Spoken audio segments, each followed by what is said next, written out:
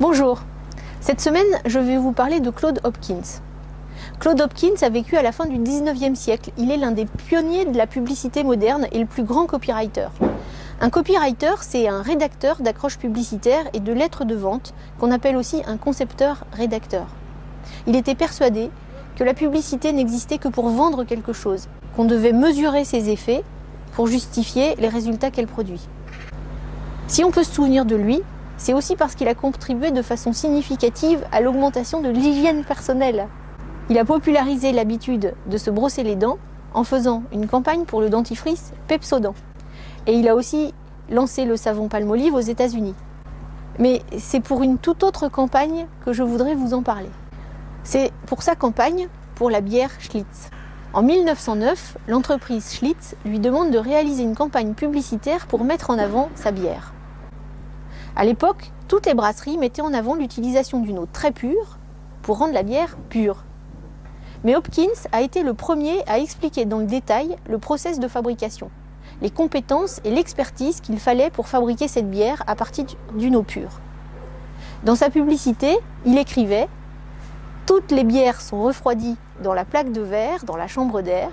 Ensuite, la bière est filtrée, puis elle est stérilisée et mise en bouteille après avoir été fermée. » Rien d'extraordinaire, seulement le process de fabrication de la bière.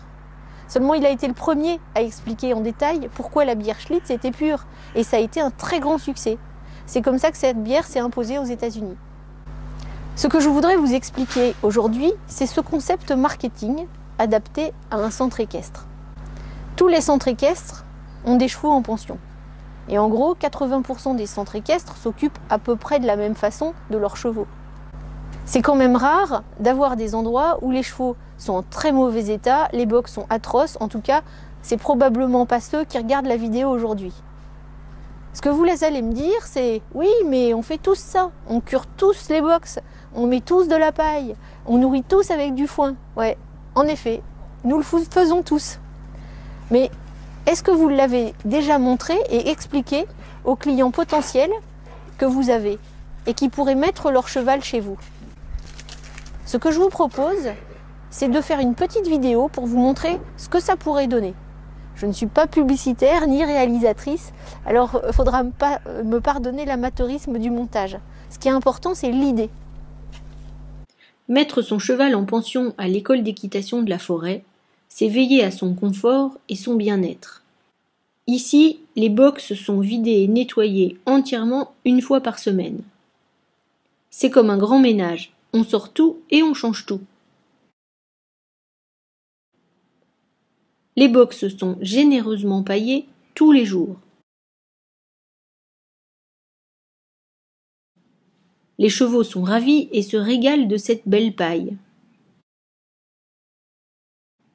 Après le paillage, tout est remis en ordre et l'écurie est passée au souffleur et au balai.